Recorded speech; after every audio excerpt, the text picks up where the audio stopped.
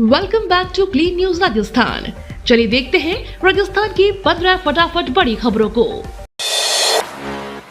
2 जून तक तेज में गर्जन, तेज अंधड़, तेज बारिश की संभावना।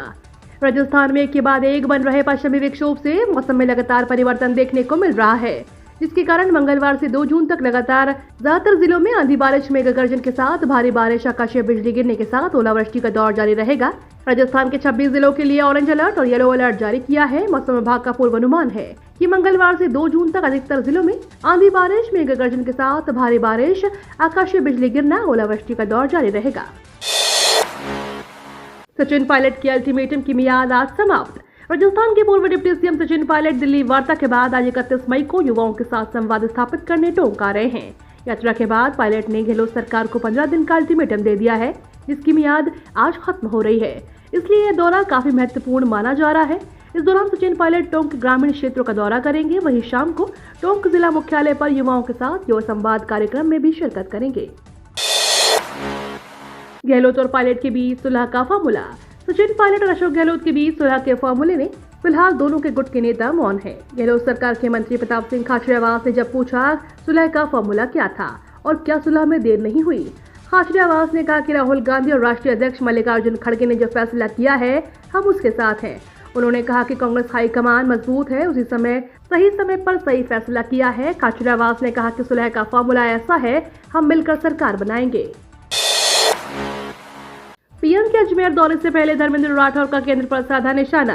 प्रधानमंत्री नरेंद्र मोदी की अजमेर पुष्कर यात्रा को लेकर आरटीडीसी चेयरमैन धर्मेंद्र राठौर ने जमकर केंद्र सरकार को कोसा। धर्मेंद्र राठौर ने कहा अजमेर जिले के निवासियों को 72 घंटे से भी अधिक समय में पेयजल उपलब्ध नहीं हो रहा है।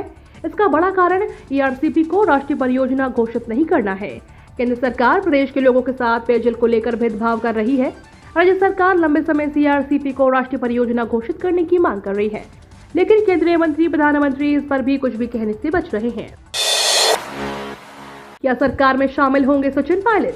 दिल्ली में कांग्रेस आलाकमान की बैठक के बाद मुख्यमंत्री की पहली प्रतिक्रिया सामने आई है। दिल्ली दौरे के दौरान सीएम गहलोत ने सचिन पायलट की सरकार में शामिल होने के पश्चात कहा कि जब सचिन पायलट पार्टी में है तो मिलकर काम क्यों नहीं करेंगे। तो वहीं सचिन पायलट की भूमिका को लेकर अशोक गहलोत ने कहा कि यह फैसला करना हाईकमान का काम है, मेरा नहीं। अशोक गहलोत ने कहा कि उनके लिए अब कोई पद मायने नहीं रखता है। यह 3 बार राजस्थान के मुख्यमंत्री रहे। उन्होंने कहा कि 3 बार मुख्यमंत्री बनना मायने रखता है और 3 बार केंद्रीय मंत्री बनना भी मायने रखता है।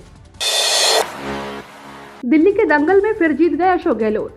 दिल्ली में राजस्थान को लेकर चले लंबे मंथन के बाद एक बार फिर से यूनाइटेड कलर्स ऑफ राजस्थान की तस्वीर निकलकर सामने आई, लेकिन इस तस्वीर से एक बात साफ हो गई कि मुख्यमंत्री अशोक गहलोत एक बार फिर से जादूगर साबित हो गए। वहीं फिलहाल पूर्व डिप्टी सीएम सचिन पायलट की ऊंची उड़ान होती दिखाई नहीं दे रही है।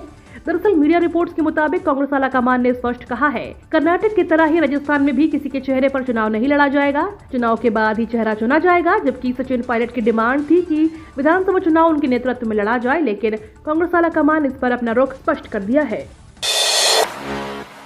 दिल्ली में अशोक गहलोत और सचिन पायलट की सुलह के बाद राजस्थान में बीजेपी ने खड़े किया सवाल। मुख्यमंत्री अशोक गहलोत और पूर्व मुख्यमंत्री सचिन पायलट में सुलह की खबरों के बीच बीजेपी प्रदेश प्रवक्ता रामलाल शर्मा ने तर्ज कसा है। शर्मा ने कहा कि सचिन पायलट ने सरकार पर 50% से ज्यादा भ्रष्टाचार के आरोप लगाए हैं। अब इन आरोपों पर सचिन पायलट चुप हो जाएंगे तो जनता इनके जवाब मांगेगी। बीजेपी प्रदेश प्रवक्ता रामलाल शर्मा ने बयान जारी कर कहा कि मीडिया में खबरें आ रही है कि कांग्रेस में अशोक गहलोत और सचिन पायलट के बीच विवाद का निपटारा हो गया है और अब दोनों मिलकर चुनाव लड़ेंगे।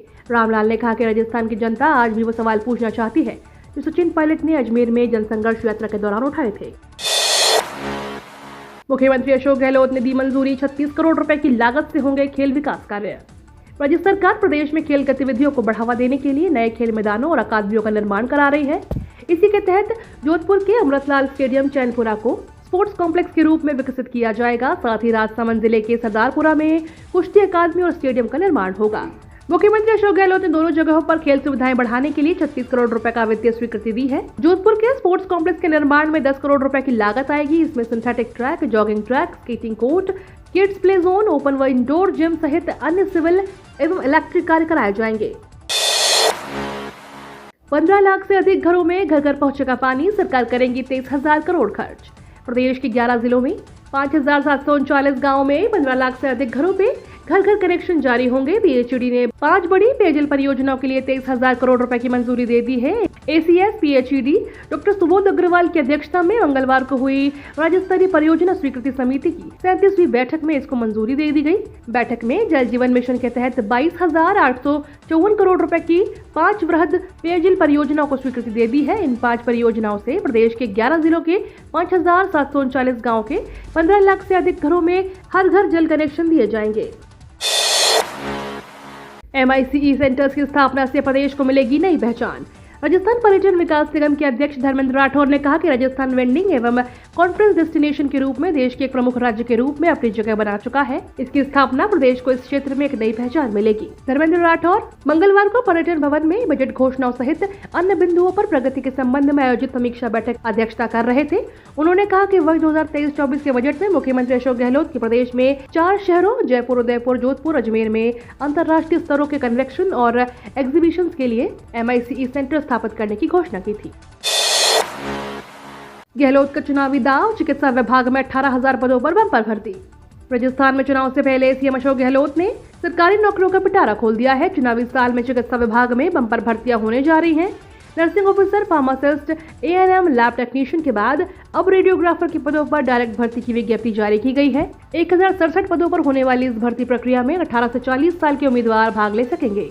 उम्मीदवारों को 30 जून तक राजस्थान स्वास्थ्य परिवार कल्याण संस्थान की आधिकारिक वेबसाइट पर ऑनलाइन आवेदन करना होगा।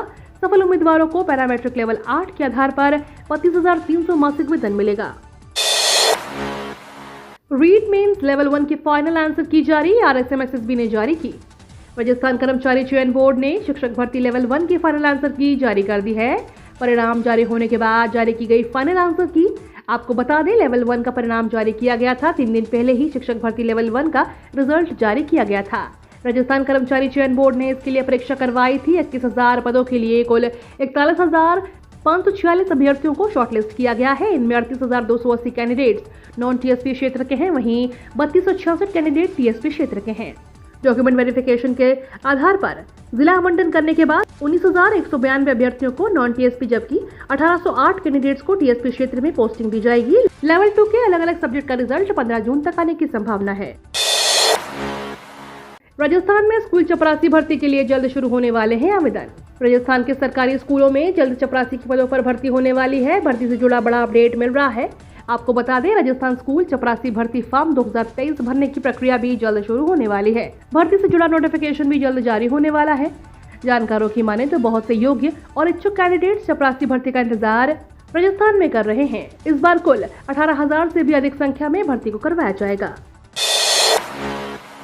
CBSE 10वीं 12वीं बोर्ड के सप्लीमेंट्री एग्जाम को लेकर बड़ा अपडेट। यदि आप CBSE 10वीं और 12वीं की बोर्ड के स्टूडेंट्स हैं तो आपकी काम की खबर है। आपको बता दें, सप्लीमेंट्री एग्जाम को लेकर बड़ा अपडेट सामने आया है। ये आवेदन 1 जून से शुरू होंगे। जिन छात्रों को इस परीक्षा में भाग लेना है वे ऑनलाइन माध्यम पर जाकर फॉर्म भर सकते हैं। Central board of secondary education की ओर से सप्लीमेंट्री एग्जाम के आवेदन के लिए सारी तैयारियां पूरी कर ली गई हैं, यानी 1 जून से आवेदन होना शुरू हो जाएंगे।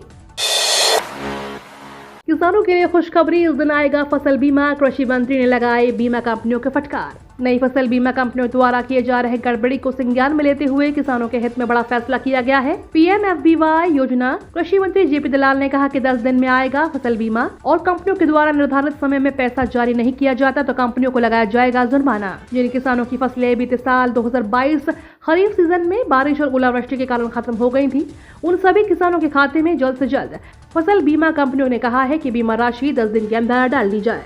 ये तो थी राजस्थान की बड़ी खबरें। रोजाना सबसे पहले अपडेट पाने के लिए क्लीन न्यूज राजस्थान को अभी सब्सक्राइब करें।